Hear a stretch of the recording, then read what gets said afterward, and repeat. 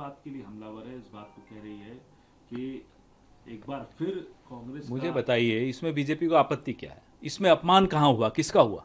नसीहत देना माता पिता का कर्तव्य होता है, तो माता पिता का अपमान तो नहीं है अगर वो नसीहत दे रहे हैं। तो नसीहत लेने वाला अगर उसको अपना अपमान मान ले, जो इस केस में नरेंद्र मोदी हैं, तो वो नरेंद्र मोदी का हेड है कि हमारा नहीं। इसमें अपमानजनक एक शब्द बता दीजिए उनकी माता जी के प्रति हुआ हो तो। ये बार बार हर चीज को मुद्दा बनाना, हर चुनाव से पहले अपनी माता जी को लेकर आना और छुई बन के राजनीति करना सिर्फ नरेंद्र मोदी को ही आता है, हमें तो नहीं आता। इसके अलावा और एक और बात सुन लीजिए, कहते हैं कि वो स्वर्गवासी हो गई हैं, उनके लिए क्यों आप? नेहरू जी को स्वर्गवासी हुए कितने साल हो गए? वो नहीं देखते, वो तो अपमान करते हैं नेहरू जी का। हम तो सम्मान में जो एक माता पिता का कर्तव्य है वो दिखा रहे थे कि उन्होंने ये किया, फिर भी नहीं मानते।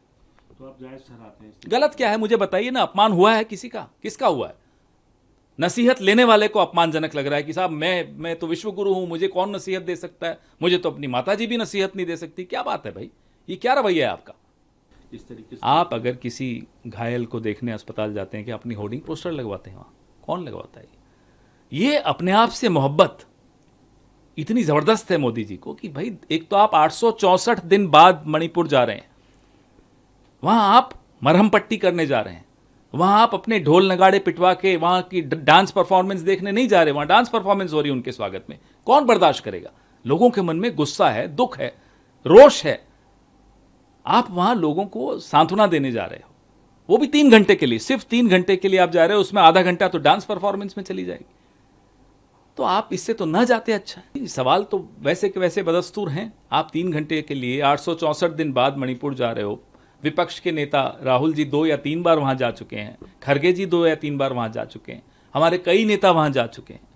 प्रधानमंत्री के पास समय नहीं है। पूरा पूरा विश्व घुमाए हैं, इसकी बात तो 3-4 बार घुमाए होंगे अपने 8,500 करोड़ के हवाई जहाज में।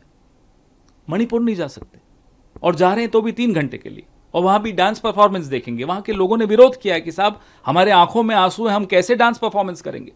दिल नहीं पिघला इनका? दिल है इनके पास। नेता विपक्ष राज्यसभा कौन है? खरगे साहब है, वो थे वहां। हर चीज को मुद्दा बनाना है। हम इस मौके पर कोई इस तरह की राजनीतिक बात नहीं करना चाहते। जिस दिन वो शपथ ले रहे हैं, बीजेपी की आदत है हर चीज का राजनीतिकरण करना, वो करें। रही बात नए उपराष्ट्रपति की, 15वें उपराष्ट्रपति की, हम उन्हें बधाई देते हैं। और आने वाले महीनों और सालों में पूरा देश उनको देख रहा है कि वो संविधान की रक्षा कैसे करेंगे, संसद की रक्षा, संसदीय परंपराओं की रक्षा कैसे करेंगे। वो पहले आरएसएस के थे, अब उन्हें ये भूलना पड़ेगा, क्योंकि आरएसएस के शब्दकोश में संविधान और संसद का स्थान नहीं है। आप बताइए, आपको हैरानी हुई? इससे ज़्यादा वाहियात बात आपने कभी सुनी? आस्था के साथ लोगों के मजाक बना रहे हैं आप, लोगों की आस्था का अपमान कर रहे हैं आप, और अपने आप को हिंदुओं का ठेकेदार मानते हैं। क्या भगवान है मोदी? किसका भगवान है मोदी? होगा रेखा गुप्ता का भगवान, मेरा नहीं है, आपका नहीं है। ये किस तरह के नियम ला रहे हैं कि भारत ने अपना स्वतंत्रता संग्राम अहिंसक आंदोलन के जरिए हासिल किया स्वतंत्रता को। तो हमने तो पूरे विश्व को सिखाया कि कैसे अहिंसा के जरिए अपने लक्ष्य को हासिल किया जा सकता है। हम उम्मीद करते हैं कि हमारे अड़ोस पड़ोस के देशों में शांति रहे और लोकतंत्र स्थापित हो, और हमारे रिश्ते सबसे सुधरें। इंतज़ार कीजिए, इंतज़ार कीजिए। बहुत अच्छी तैयारी हो रही है, और हम यहाँ तैयारी कर रहे हैं, वहाँ साहब जो हैं उनकी नींद खराब हो रही है। आजकल मार्केट में नींद की गोलियों की शॉर्टेज इसीलिए हुई है, नरेंद्र मोदी बहुत खरीद रहे हैं। Where is the disrespect, where is the disrespect shown to his late mother? Show me one word, one gesture, one signal, anywhere that you see disrespect. It's the duty of parents and their right to educate their children. She's only educating her child. Now, if the child thinks it's disrespectful towards him, I mean, it's his headache, not mine, not yours. Why is it that the BJP tries to make an issue out of everything, and tries to generate fake sympathy? There is no sympathy on these things anymore.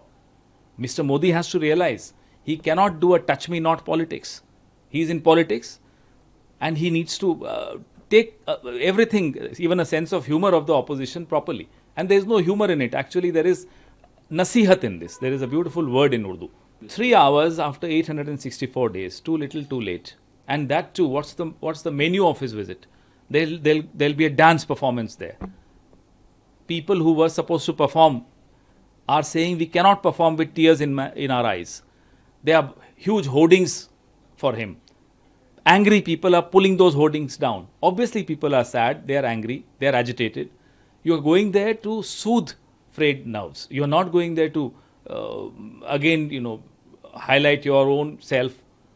I mean, we understand you love yourself, but don't love yourself so much that you start hating others. Well, I don't know whether we saw Mr. Dhankar there. Was he invited? That's our question.